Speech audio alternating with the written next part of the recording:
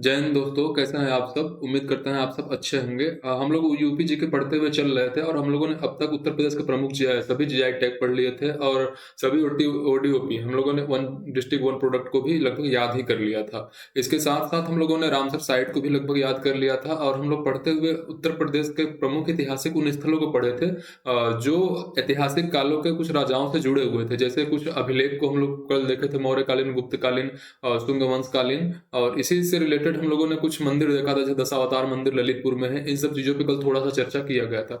तो अभी हम लोग उत्तर प्रदेश का एक सामान्य सा परिचय ही पढ़ रहे हैं। तो आज हम लोग पढ़ेंगे उत्तर प्रदेश की राजनीतिक संरचना और इसी में हम लोग थोड़ा सा पढ़ रहे होंगे अक्षांश और देशांतर के विषय में। तो आइए देर न करते हुए हम सब क्लास को स्टार्ट करते हैं। अगर हाँ क्लास आपको लगे कि थोड़ा सा मैं स्लो चल रहा हूँ तो आप 2x स्पीड पे इसको देख लीजिएगा। ये क्लास आपके अपकमिंग यूपी ट्रिपल या यूपीपी या किसी भी उत्तर प्रदेश के अन्य एग्जाम में एक बूस्टर डोज का काम करेगा। तो आइए देर न करते हुए सब क्लास को शुरू करते हैं। तब तक मैं थोड़ा सा यहाँ पे अपने आप को छोटा कर लेता हूँ ताकि पढ़ने में थोड़ा सा आसानी हो और चीज़ें आपको पूरा डिस्प्ले पे जो लिखी गई है अच्छे से दिखाई देती रहें।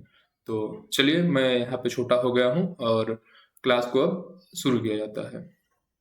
देखिए, उत्तर प्रदेश की राजनीतिक संरचना, तो थोड़ा सा राजनीतिक संरचना पढ़ने से पहले इसमें हम लोग क्या क्या पढ़ेंगे तो पहले हम लोग ये देख लेते हैं। तो देखिए, यहाँ से हम लोग पढ़ने वाले हैं उत्तर प्रदेश के वो सभी जिलों को हम लोग पढ़ेंगे जो अन्य स्टेट से अपनी बाउंड्री बनाती हैं। उत्तर प्रदेश कितने जिलों स्टेट से बाउंड्री बनाता है, इन सब चीज़ों को भी हम लोग इसी में देख रहे होंगे। राज्य एवं केंद्र शासित सीमावर्ती प्रदेश कितने से क्या क्या कितने जिले लगते हैं। उत्तर प्रदेश के सीमावर्ती राज्य पढ़ेंगे, नेपाल के साथ कितनी बाउंड्री लगाती है। और इसके बाद हम लोग यहाँ पे अक्षांश देशांतर या लंबाई और चौड़ाई उत्तर प्रदेश का देख रहे होंगे। सर्वाधिक क्षेत्रफल वाले जिले, न्यूनतम क्षेत्रफल वाले जिले। इसके बाद कुछ विशेष जिले हैं जैसे सहारनपुर, आगरा, मथुरा, जिनसे आपको डिट्टो क्वेश्चन मिलते हैं पूछने के लिए। इसके बाद लखनऊ से सटे हुए जो रीजन है, कैपिटल रीजन है, इन सब चीजों को हम लोग आज की क्लास में देख रहे होंगे। ललितपुर को देखेंगे, ये भी थोड़ा सा एग्जाम की दृष्टि से महत्वपूर्ण है। कल हमने दशावतार मंदिर, ललितपुर का दशावतार मंदिर भी आप लोगों को बता ही दिया था। इसके बाद भौगोलिक विभाजन, ये हम लोग कल वाले क्लास में पढ़ रहे होंगे। तो आइए आज थोड़ा सा क्लास को शुरू करते हैं। तो सभी लोग उम्मीद है कि जुड़ गए होंगे। तो अब क्लास को यहाँ से शुरू किया जाता है। देखिए, उत्तर प्रदेश को पढ़ने से पहले हम लोग भारत के परिप्रेक्ष्य में उत्तर प्रदेश पढ़ते हैं। तो ये रहा अपना भारत का मैप। यहाँ से चलेंगे ऐसे, अब यहाँ से मतलब ये एक मोटा हिसाब हो गया हमारा भारत के मैप का। तो यहाँ पे पड़ता है अपना उत्तर प्रदेश। तो इसका जो अक्षांश और देशांतर होगा, भारत के अक्षांश देशांतर के अंतर्गत ही आएगा, अंदर ही हम लोग पढ़ते रहे होंगे। देखिए, उत्तर प्रदेश का अक्षांश और देशांतर, तो उत्तर प्रदेश का अक्षांश जो है 30.25 उत्तरी अक्षांश है।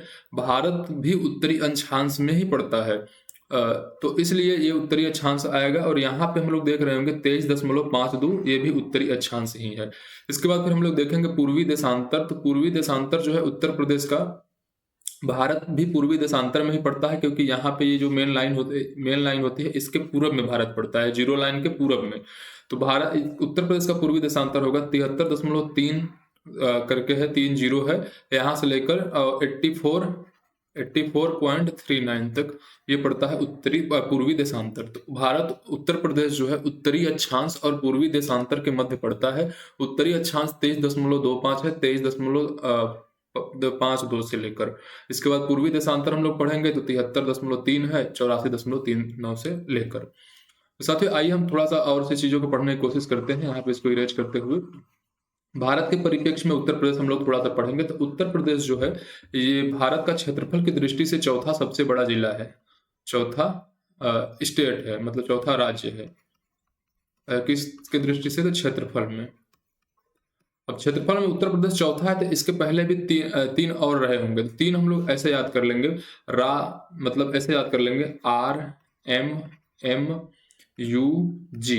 तो RMMUG ऐसे याद कर लेंगे। तो R हो जाएगा राजस्थान। इसके बाद फिर अपना आता है मध्य प्रदेश। फिर इसके बाद यहाँ पे आएगा महाराष्ट्र। फिर यहाँ पे आएगा उत्तर प्रदेश। G से आएगा गुजरात। तो उत्तर प्रदेश का चौथा स्थान है क्षेत्रफल की दृष्टि से भारत में। इसके बाद हम लोग पढ़ रहे होंगे कि उत्तर प्रदेश का जो लंबाई वो है, क्षेत्रफल है, उत्तर प्रदेश का क्षेत्रफल कितना है हम लोग को ये भी जानना जरूरी होगा। तो उत्तर प्रदेश का जो क्षेत्रफल ये है 2,40,928 वर्ग किलोमीटर। अभी जनसंख्या आप लोग कहेंगे कि यहाँ पे बता दीजिए, जनसंख्या आपको लगभग पता ही होगा, आप लोग कमेंट कर दीजिएगा क्या होता है। जनसंख्या की क्लास अलग से लगेगी 2011 की जनगणना, तो उसमें हम लोग सारी चीज़ें को कवर कर रहे होंगे। तब तक आप लोग बताते रहिए कमेंट में कि उत्तर प्रदेश का जनसंख्या की दृष्टि से भारत में कौन सा स्थान है। चलिए थोड़ा सा उत्तर प्रदेश के सीमावर्ती राज्य एवं केंद्र शासित प्रदेश यहाँ से हम लोग देख रहे होंगे, तो मैं यहाँ पे एक नई स्लाइड ऐड कर ले रहा हूँ ताकि आप लोगों को समझने में थोड़ा सा आसानी हो। तो आइए यहाँ पे देखते हैं सीमावर्ती। यहाँ पे हम लोग देखेंगे उत्तर प्रदेश के सीमावर्ती राज्य एवं केंद्र शासित प्रदेश। तो सीमावर्ती राज्य व केंद्र शासित प्रदेश, इसके साथ साथ हम लोग इंटरनेशनल बाउंड्री भी देख लेंगे।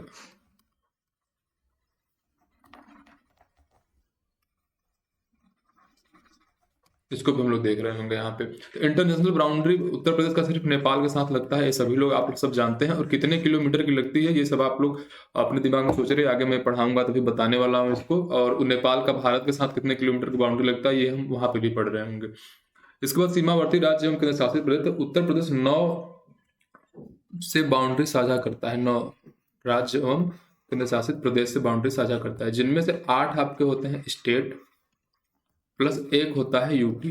अब यूटी कौन सा है, तो यूटी हो जाएगा आपका दिल्ली। अभी इन सब चीजों को मैप पे हम लोग आसानी से देखते चलेंगे, तो आप लोग यहाँ पे रिवीजन के तौर पे भी आप लोग देख सकते हैं। अभी वहां पे तो हम लोग को पढ़ना है। अब 8 राज्य कौन कौन से है, इसको हम लोग एक एक करके पूरे राज्य पढ़ेंगे, और एक एक राज्य में कितने कितने जिले सीमा साझा करते हैं इसको पढ़ेंगे। देखिए पहले हम लोग देख लेते हैं कौन कौन से है। तो उत्तराखंड से अपने 7 जिले की साझा होते हैं। इसके बाद अब कौन कौन से 7 जिले हैं, अब ये सब हम लोग आगे चल के पढ़ते हैं। उत्तराखंड है अपना, ऐसे तो जानना चाहे तो ऐसे पढ़ सकते हैं। यहाँ पे आएगा उत्तराखंड के बाद आएगा हिमाचल, हिमाचल के बाद आएगा आपका ये हरियाणा, फिर यहीं पे हरियाणा के पास ही आपका दिल्ली वाला पार्ट लग जाता है। इसके नीचे आप आएंगे तो आएगा राजस्थान। बाकी 4 जो है वो सीधे सोनभद्र से ही साझा हो जाते हैं। सोनभद्र पढ़ेंगे तो 4 पढ़ लेंगे। एमपी, एमपी के बाद आप लोग पढ़ेंगे बिहार, यहीं पे हो जाएगा छत्तीसगढ़, यहीं पे हो जाएगा झारखंड। तो ये जब सोनभद्र की विशेषता हम लोग पढ़ेंगे तो ये चारों यहीं पे पढ़ लेंगे। अभी एक एक करके किसने जिले कहाँ से साझा होते हैं इसको देखेंगे। जैसे छत्तीसगढ़ से 1 जिला, झारखंड से 1 जिला, राजस्थान से 2 जिला, इन सब चीजों को हम लोग पढ़ते हुए आगे की तरफ बढ़ेंगे। देखिए यहाँ पे हम लोग देखते हैं हिमाचल प्रदेश से 1 जिला साझा होती है, हरियाणा से 6 जिले, राजस्थान से 2 जिले, मध्य प्रदेश से सर्वाधिक 11 जिले। तो यहाँ पे देखते हैं हिमाचल प्रदेश। तो हिमाचल प्रदेश पहले है कहाँ पे, इसको हम लोग देखना होगा। तो हिमाचल प्रदेश यहीं पे पड़ता है, तो यहाँ हिमाचल प्रदेश से 1 जिला साझा होता है। तो हम लोग को देखना होगा कि ये सहारनपुर का एरिया जो है ये हिमाचल प्रदेश से साझा करता है। तो हिमाचल प्रदेश से हम लोग पढ़ रहे होंगे सहारनपुर।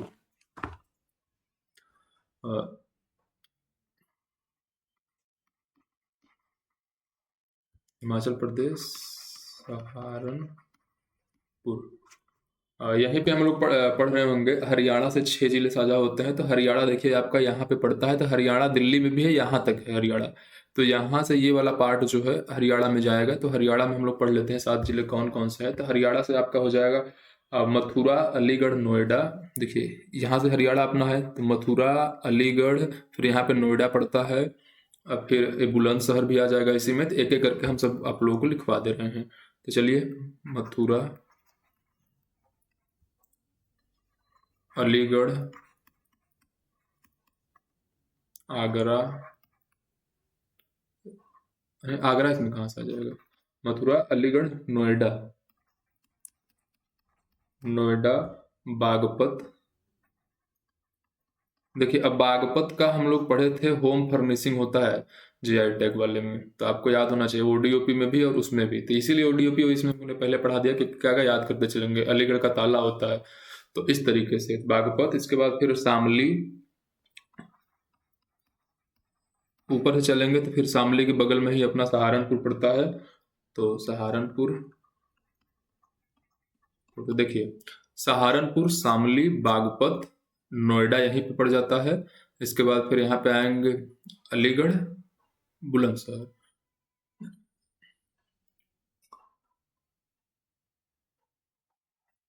ये बुलंदशहर नहीं होगा, यहाँ पे ये पड़ेगा, तो बुलंदशहर तो अंदर पड़ जाएगा।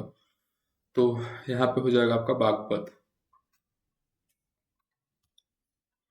तो चलिए अगला हम लोग देखते हैं।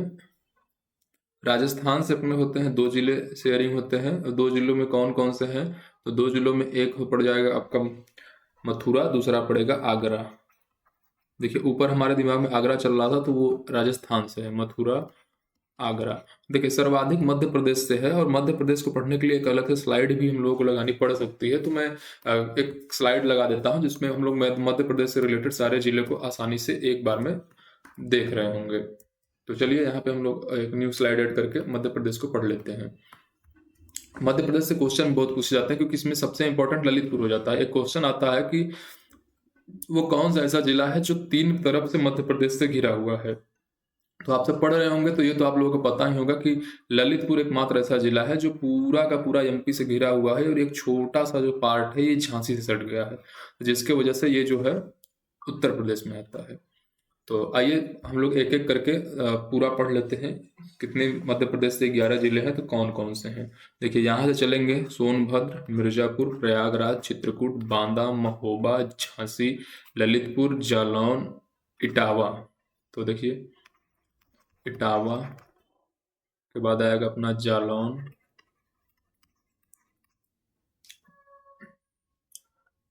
इटावा, जालौन, आगरा, झांसी। देखिए आपको लिखवाने के लिए तो मैं पूरा लिखवा दूँ, लेकिन मैप से आप देखे रहेंगे तो आसान होगा। झांसी के बाद आएगा आपका ये ललितपुर, जो सबसे इम्पोर्टेंट हम बता रहे थे। ललितपुर यूरेनियम के लिए भी फेमस है ललितपुर, दशावतार मंदिर है ललितपुर में। इसके बाद चलेंगे महोबा। देखिए साफ्ट टॉयज जो होता है वो झांसी का ओडीओपी है, तो ये भी आपको ध्यान रखना होगा। महोबा, इसके बाद फिर बांदा, चित्रकूट, प्रयागराज, इसके बाद मिर्जापुर, फिर एक आ जाएगा आपका सोनभद्र। तो चलिए देखिए 1 2 3 4 5 6 7 8 9 10, ये 11। तो हम लोग 11 सोनभद्र के पढ़ लिए। तो सोनभद्र में इंपॉर्टेंट देखिए ललितपुर है। ललितपुर जो है मतलब मिर्जा इसमें एमपी में हम लोग देखेंगे तो ललितपुर जो है तीन पार्ट से घिरा हुआ है। और जिस तरीके से त्रिपुरा तीन तरफ से पश्चिम बंगाल से घिरा हुआ है, वो भारत का पढ़ते हैं तो त्रिपुरा स्टेट बहुत इंपॉर्टेंट हो जाता है इस क्वेश्चन को लेकर। उसी तरीके से यूपी जब पढ़ते हैं तो यहाँ पे ललितपुर बहुत इंपॉर्टेंट हो जाता है। इसके बाद चलेंगे हम लोग सोनभद्र। तो सोनभद्र भी एमपी से सटा हुआ है, यहीं पे आपका पड़ता है छत्तीसगढ़, यहाँ पे पड़ता है झारखंड, यहाँ पे पड़ता है बिहार। तो कुछ इस तरीके से है। आइए हम लोग आगे की तरफ बढ़ते हैं और न्यू स्लाइड देखेंगे। देखिए छत्तीसगढ़ एक जिला वही है अपना सोनभद्र, सोनभद्र। इसके बाद झारखंड एक जिला वही अपना सोनभद्र। देखिए थोड़ा सा कंफ्यूजन हमें भी होने लगता है, क्योंकि इस मैप में यहाँ पे 1 2 करके लिख दिया गया है। तो थोड़ा सा 1 2 करके कहीं कहीं जो छोटे छोटे हैं जैसे 4 5 यहाँ पे लिख दिया गया है, तो इसको पढ़ने में थोड़ा सा कंफ्यूजन हो जाता है, क्योंकि बार बार आपको फिर यहाँ आकर पढ़ना पड़ता है। तो चलिए बिहार से देखिए 7 जिले हैं। अब बिहार से 7 जिले कौन कौन से, ये थोड़ा सा इंपॉर्टेंट हो जाता है। पूर्वांचल के जो लोग हैं वो तो नाम से ही जान जाते हैं कौन कौन से जिले बिहार के सटे हुए हैं, लेकिन जो लोग अपने दिल्ली साइड के हैं यूपी में, तो उन लोगों को थोड़ा सा दिक्कत होता है तो आइए हम लोग देखते हैं जो लोग। तो बिहार से अपने पढ़ेंगे महाराजगंज, कुशीनगर, देवरिया। तो यहाँ से बिहार चालू होता है, तो ये महाराजगंज, कुशीनगर, देवरिया, बलिया। देखिए कैमरा थोड़ा सा इस साइड लगा हुआ है और डिस्प्ले मेरा इस साइड है, और पेन टैब इस साइड है, तो थोड़ा सा कन्फ्यूजन होगा इधर उधर देखने में हमें। तो बलिया, गाजीपुर, चंदौली, और यह पड़ जाएगा आपका सोनभद्र। तो चलिए एक एक करके हम लोग यहाँ पर नोट डाउन करते हुए चलते हैं। तो बिहार से सटे हुए 7 जिलों को हम लोग यहाँ पर नोट डाउन कर रहे हैं। तो चलिए महाराजगंज,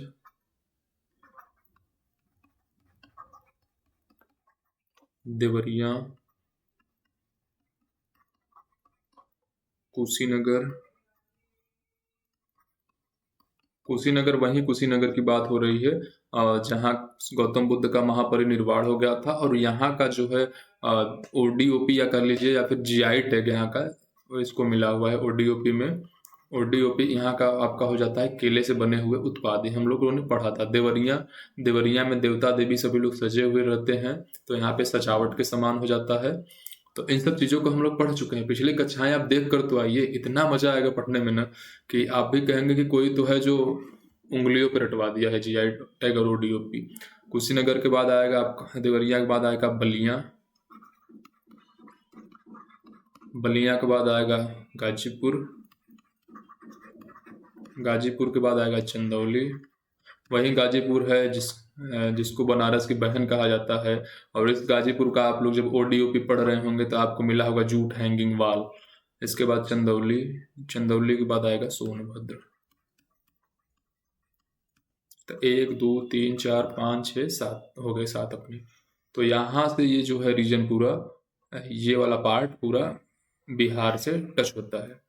अब इसके बाद दिल्ली से अपने 2 जिले लगते हैं भाई। और दिल्ली से 2 जिले कौन कौन से लगते हैं? गाजियाबाद और गौतम बुद्ध नगर। देखिए इसको मैप में थोड़ा सा दिक्कत हुआ क्योंकि यहाँ पे 1 2 करके दे दिया है। तो गौतम बुद्ध नगर को ही नोएडा कहा जाता है। तो ये वाला पार्ट अपना नोएडा है। हम लोगों ने जब यहाँ पे हम लोग पढ़ रहे थे, देखिए यहाँ पे पढ़ रहे थे तो इसको हमने बुलंदशहर गलती से बता दिया था आपको। तो ये होगा नोएडा। 1 2 करके दिया है इसलिए थोड़ा सा कंफ्यूजन हो गया था वहाँ पे। तो गाजियाबाद और नोएडा। देखिए ये तो गाजीपुर है ही अपना, लेकिन कभी कभी गाजियाबाद को भी गाजीपुर बॉर्डर बोलते हैं। यहाँ पे कुछ स्पेशल जगह का नाम है गाजीपुर, यहाँ गाजियाबाद के अंदर। तो गाजीपुर बॉर्डर इस यहाँ पे भी बोलते हैं। तो कंफ्यूजन नहीं होना है। न्यूज़ में आप लोग सुने होंगे जब किसान का वो आंदोलन हुआ था तो गाजीपुर बॉर्डर को सील कर दिया गया। तो मैं भी एक बार डाउट में चला गया था कि यार इस वाले गाजीपुर का दिल्ली से क्या कनेक्शन है, लेकिन फिर बाद में पता चला ये हरियाणा के रास्ते में गाजीपुर को ही पड़ता है यहाँ पे। तो गाजियाबाद के अंदर हुआ आता है। तो दिल्ली से 2 जिले हो गए अपना, झारखंड से सोनभद्र हो गया।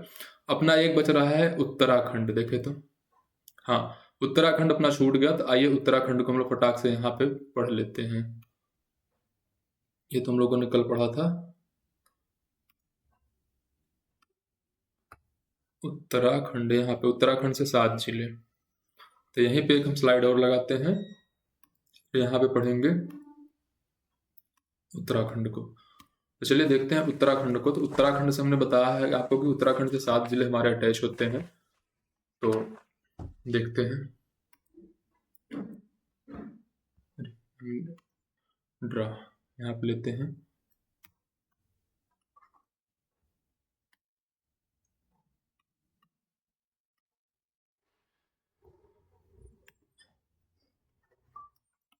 उत्तराखंड। तो उत्तराखंड से हमारे उत्तर प्रदेश के जो है 7 जिले टच होते हैं। 7 जिले। अब आप लोगों को पता होना चाहिए उत्तराखंड में पहले उत्तर प्रदेश का ही एक पार्ट हुआ करता था, जो बाद में विभाजन करके पहाड़ी राज्यों को, पहाड़ी जिलों को निकाल कर एक अलग राज्य बना दिया गया था। तो इसको भी हम लोग पढ़ेंगे भी जब स्टेट का विभाजन पढ़ेंगे कि कब बिहार से झारखंड बना, छत्तीसगढ़ एमपी से कट के बना, उत्तराखंड यूपी से कट के बना। ये सब एक ही समय की बात है। तो ये सब हम लोग पढ़ रहे होंगे। सन 2000 में ये सब हुआ था। तो उसको हम लोग अगली क्लास, मतलब एक क्लास उसकी भी आएगी जहाँ पे हम लोग विविध करके सारी चीज़ों को पढ़ रहे होंगे। देखिए पीलीभीत यहाँ पे आता है। पीलीभीत मैप में आपको मैं दिखा दे रहा हूँ। यहाँ से हम लोग मैप सेलेक्ट कर लेंगे।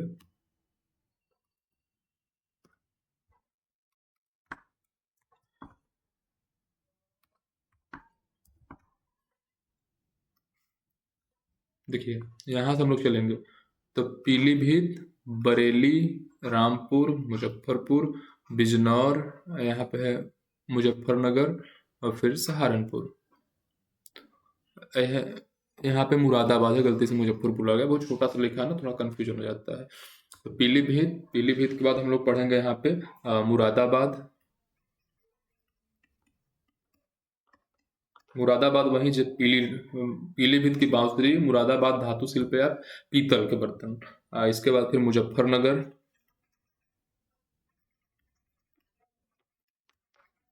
मुजफ्फरनगर, बरेली, बरेली के बाद हम लोग चलेंगे बिजनौर, बिजनौर से आगे की तरफ हम लोग जो बढ़ रहे होंगे तो वहां पे हम लोगों को मिलेगा सहारनपुर। सहारनपुर, तो यहाँ पे हम लोग चलेंगे सहारनपुर। तो 1 2 3 4 5 6, एक छूट गया, पीलीभीत, मुरादाबाद, मुजफ्फरनगर, इसके बाद बरेली, बिजनौर, सहारनपुर, रामपुर छूट रहा है अपना। देखिए यहीं पे था रामपुर। रामपुर के सांसद कौन है? बहुत चर्चित नेता रह चुके हैं, समाजवादी पार्टी के नेता, वो आजम खान जो है, ये रामपुर से ही संबंधित है। तो रामपुर, तो ये हो गया। तो ये सब चीज़ें हम लोग पढ़ चुके हैं, कितने राज्यों से कितने सीमा साझा होते हैं। अब हमको चलना है इंटरनेशनल बाउंड्री को जाने के लिए, सीमावर्ती राज्य एवं केंद्र शासित प्रदेश। इसको हम लोगों ने अब तक पढ़ के ख़त्म किया, तो ये हमारा हो गया खत्म। अब अगला हम लोग पढ़ने वाले हैं क्या चीज़? नेपाल के साथ जो है 570 किलोमीटर की सीमा साझा करता है उत्तर प्रदेश। तो नेपाल यहाँ से पड़ता है यहाँ तक। तो इसमें हम लोग जिला देख सकते हैं, महाराजगंज, सिद्धार्थनगर, बलरामपुर, श्रावस्ती, बहराइच, लखीमपुर खीरी, पीलीभीत। एक एक करके लिख लेते हैं। चलिए यहाँ पे लिखते हैं पहला पीलीभीत। पीलीभीत वही पीलीभीत जहाँ की बांसुरी है। इसके बाद फिर हम लोग चलेंगे लखीमपुर खीरी। लखीमपुर खीरी का जनजातीय शिल्प है। तीसरा हम लोग चलेंगे यहाँ पे श्रावस्ती। श्रावस्ती का भी वही जनजातीय शिल्प है। चौथा चलेंगे बलरामपुर। बलरामपुर का जीआई टैग, बलरामपुर का वो है दाल है, क्योंकि दाल खाने से बल आती है। बलरामपुर गोंडा दोनों जगह का दाल हम लोग पढ़े थे वहाँ पे। फिर यहाँ पे बहराइच अपना छूट गया था, यहाँ पे चलेंगे बहराइच। इसके बाद कितना होगा? 5 हो गया ना, 4 5, छठवां होगा सिद्धार्थनगर।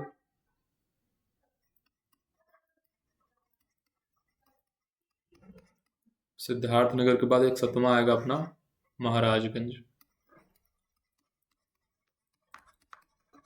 देखिए पीलीभीत, लखीमपुर खीरी, श्रावस्ती, बलरामपुर, महाराजगंज। महाराजगंज का क्या था? अरे महाराज आए हैं, फर्नीचर ले आइए, तो महाराजगंज का ओडीओपी फर्नीचर था। सिद्धार्थनगर काला नमक चावल। बहराइच ये कान गेहूं के डंठल वाले उत्पाद जो थे उसी में शायद है, ये कान खोदोगे डंठल से तो बहरे हो जाओगे। हाँ, तो ये बहराइच का वो हो गया। देखिए अभी जो मैं बोल रहा हूँ, कान खोदोगे तो बहरे हो जाओगे, महाराज आए फर्नीचर निकालिए, सिद्धार्थनगर, सिद्धार्थ काला, बलरामपुर बल मिलेगा दाल खाने से, ये सब सारी चीजें प्लेलिस्ट में डली हुई है। जाइए तो यूपी एक्स्ट्रा क्लास में जाइए, ओडीओपी जीआई टैग पढ़िए, ऐसे ऐसे याद करेंगे आप लोग उंगलियों पे। तो चलिए आगे चलते हैं। अब अगली स्लाइड अपनी हो जाएगी ये जो है उत्तर प्रदेश की लंबाई चौड़ाई से रिलेटेड, और इसके बाद हम लोग पढ़ रहे होंगे सर्वाधिक क्षेत्रफल वाले जिले, न्यूनतम क्षेत्रफल वाले जिले, विशेष जिले। विशेष जिले में देखिए सहारनपुर था अपना विशेष जिले में। अब सहारनपुर विशेष जिले में इसलिए आ गया था कि सहारनपुर बाउंड्री साझा करता है 2 जगह से, 3 जगह से। सहारनपुर कहाँ कहाँ से बाउंड्री साझा करता है? तो हरियाणा से करता है, उत्तराखंड से करता है, हिमाचल प्रदेश से करता है। तो ये 3 स्टेट से बाउंड्री साझा करने वाला जिला जो है ये सहारनपुर बन जाता है। आगरा जो हम लोग पढ़ रहे होते हैं, तो आगरा भी 2 जगह से सीमा साझा करता है, 2 जिलों से सीमा साझा करता है। एक राजस्थान रीजन में आ जाता है, एक एमपी रीजन में आ जाएगा, एमपी की तरफ आ जाएगा। मथुरा भी अपना है, ये राजस्थान में भी जाएगा मथुरा, और ये अरे यहाँ पे मथुरा ना, मथुरा राजस्थान में भी जाता है, और मथुरा जो है हरियाणा में भी जाता है। नोएडा हरियाणा और दिल्ली दोनों में जाता है। तो इसीलिए ये थोड़ा सा इंपॉर्टेंट टाइप के जिले हो गए थे अपने। सर्वाधिक राज्यों से सीमा साझा करने वाला जिला अगर हम लोग पढ़ेंगे तो वो सोनभद्र होता है अपना, क्योंकि सोनभद्र जो है वो 4 जगह से सीमा साझा करता है। आपको कई बार मैं बता चुका अभी की क्लास में कि बिहार, झारखंड, छत्तीसगढ़, मध्य प्रदेश, तो ये 4 जगह से सीमा साझा करने वाला अगर पूछता है तो वो होता है अपना सोनभद्र। 3 जगह से सहारनपुर, 2 जगह से आगरा, 2 जगह से मथुरा, 2 जगह से नोएडा या बुद्धनगर कह लीजिए, गौतम बुद्ध नगर। इसके बाद हम लोग चलेंगे लखनऊ से सटे हुए जिले। तो लखनऊ से सीमा स्पर्श करने वाले जिले पढ़ने के लिए हमको थोड़ा सा इसको मैप को जूम करना पड़ेगा ना, तभी तो आप लोग समझ पाएंगे। देखिए जो लोग लखनऊ के पास के हैं वो तो आसानी से पकड़ लेंगे, करें मेरे बगल में ये जिला है। लेकिन अगर आप इसको डीपली पढ़ा दूसरे जगह से देख रहे हैं तो आपको थोड़ा सा तो पढ़ना पड़ेगा ना जी। तो आइए देखते हैं।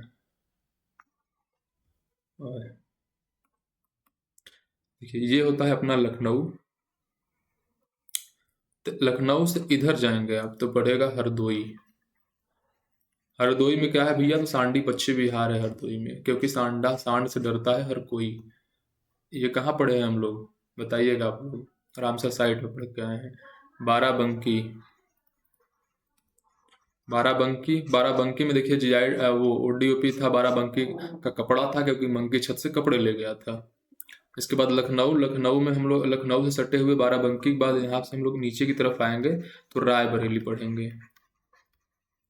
समस्तपुर पक्षी अभ्यारण्य रायबरेली, क्योंकि समस्त लोगों की राय लेनी बहुत जरूरी होती है। इसके बाद फिर चलेंगे उन्नाव। देखिए एक छूट रहा है, मत बता दे रहा हूँ।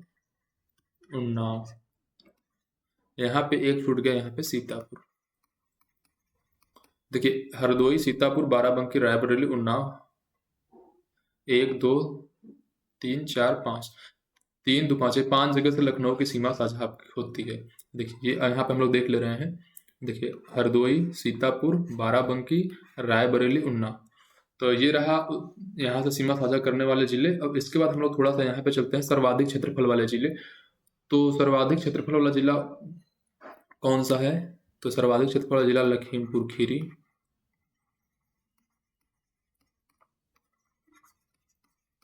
और देखिए न्यूनतम वाले में कहीं संत, मतलब भदोही इसको कह लीजिए, संत रविदास नगर। ये इतना छोटा है कि इस मैप में आपको दिख भी नहीं रहा होगा। यहाँ पे नहीं, इसमें तो दिख जाएगा ना। यहाँ पे संत रविदास नगर भदोही, और लखीमपुर खीरी आपका यहाँ पे हो जाता है। जनसंख्या की दृष्टि से सर्वाधिक देखेंगे तो वहां पे आपका पड़ जाएगा प्रयागराज। जनसंख्या की दृष्टि से सर्वाधिक प्रयागराज। जनजाति जनसंख्या की दृष्टि से सर्वाधिक बड़ा तो वो हो जाएगा सोनभद्र। देखिए जनसंख्या की दृष्टि से सबसे बड़ा, जनसंख्या में सबसे बड़ा सर्वाधिक लिख दीजिए, तब का प्रयागराज। यही हम लोग चलते हैं जनजातीय जनसंख्या। हालांकि जनगणना पढ़ेंगे तो वहां पर हम लोग पढ़ ही रहेंगे सब जनजातीय जनसंख्या। जनजातीय जनसंख्या जब हम लोग पढ़ेंगे तो यहाँ पे हम लोग इसको पढ़ेंगे, जनजाति कहाँ? सोनभद्र। तो ये रही कुछ आज की हम लोगों की क्लास कैसी लगी आप सब जरूर बताइएगा। शायद कुछ छूट रहा है का? अच्छा ये लंबाई चौड़ाई वाला, तो देखिए 604 था कि जिससे रिकॉर्ड होता है उस फोन का बैटरी डाउन हो गया था, इसकी वजह से कुछ देर के लिए वीडियो मेरा आ नहीं रहा था उसमें। अभी को किसी ने नोटिस करके बताया तो मैंने भी देखा। तो चलिए हम लोग कंटिन्यू पढ़ते हैं। अभी तक हम लोगों ने पढ़ा था, इसके पहले वाली स्लाइड पे हम लोग इसको पढ़ रहे थे। इसके बाद हम लोग आगे चलते हैं और ये यहाँ हम लोग पढ़ेंगे सबसे पूर्वी जिला, मतलब सबसे पूर्वी, पश्चिमी, उत्तरी और दक्षिणी। इसको पढ़ने के लिए मैप में थोड़ा सा इधर लगाता हूँ ताकि आप लोगों को भी थोड़ा सा आसानी होगी पढ़ने में, और यहाँ से मजा आएगा पढ़ के। और देखिए हम लोग मैप से चीज़ों को देखेंगे तो बहुत आसान होगी पढ़ने में। देखिए यहाँ पे पड़ता है अपना सहारनपुर। तो सबसे ऊपर की ओर सहारनपुर है, तो यहाँ पे आ जाएगा अपना सहारनपुर। यहाँ पे पड़ता है बलिया। देखिए ऐसे मैच कराएंगे जब आप, तो यहाँ पे पड़ता है अपना सबसे पूरब में बलिया। इस साइड चलेंगे पश्चिम की ओर, तो पश्चिम की ओर देखिए लोग इसको सोचते हैं, लेकिन ये वास्तव में है नहीं। जब हम लोग ऐसे लाइन जब खींचते हैं यहाँ से, तो ये होता है यहाँ पे है शामली। तो ये शामली वाला पार्ट जो है सबसे पश्चिम में पड़ता है, शामली। और दक्षिण की बात करते हैं तो ललितपुर नहीं, बल्कि अपना यहाँ से जब हम लोग ड्रा करेंगे तो सोनभद्र आता है सबसे दक्षिण में, तो यहाँ पे हो जाएगा सोनभद्र। एक चीज और, जब हम लोग पढ़ते हैं लंबाई और चौड़ाई, तो लंबाई चौड़ाई पढ़ते समय लोग आपको क्या बताते हैं कि शामली से बलिया तक है अपना 650 किलोमीटर, और सहारनपुर से सोनभद्र है 240 किलोमीटर। ये बिल्कुल गलत बात है। तो हम लोग इसको इस तरीके से पढ़ते हैं, जो लंबाई और चौड़ाई को नापते हैं, तो लंबाई और चौड़ाई को मापने का मानक ये नहीं होता कि आप उत्तरी जिला से पश्चिमी जिला, पूर्वी जिला को नाप, दक्षिणी जिला को नाप दिए, उत्तरी से दक्षिणी को नाप दिए, पश्चिमी से पूर्वी को नाप दिए। ये कतई नहीं होता है इसका मतलब साफ साफ होता है। हम लोग देखिए यहाँ से अगर मैप बनाते हुए चलते हैं तो ये हो गया ललितपुर, ये हो गया अपना सोनभद्र, यहाँ पे हो गया बलिया। ऐसे चलेंगे तो यहाँ हो गया सहारनपुर, यहाँ हो गया शामली, यहाँ दिल्ली वाला पार्ट आ गया, मतलब कुछ ये यहाँ पे आएगा। कुछ इस तरीके से बनता है अपना मैप। एक फिर से डिलीट हो गया, देखते हैं फिर से बनाकर। मान लीजिए यही मैप है, इसको हम ले लेते हैं बीच से। देखिए तो इसमें जब हम लोग मापते हैं तो मापने का मतलब ये नहीं होता, हम लोग मापते हैं तो ये पूरा एक एरिया लेकर चलते हैं, एवरेज एरिया। तो ऐसा माना जाता है यूपी का जो चौड़ाई का एवरेज है, जो ये वाला पार्ट है, ये है 240, और ये जो इसका एवरेज है अपना, इसको हम लोग अगर मापते हैं तो इसका पड़ जाता है अपना 650।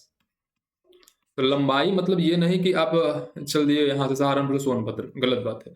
एक एवरेज माना जाता है कि ये वाला जो पार्ट है 650 होता है, जो ऐसे वाला पार्ट है ये 240 होता है।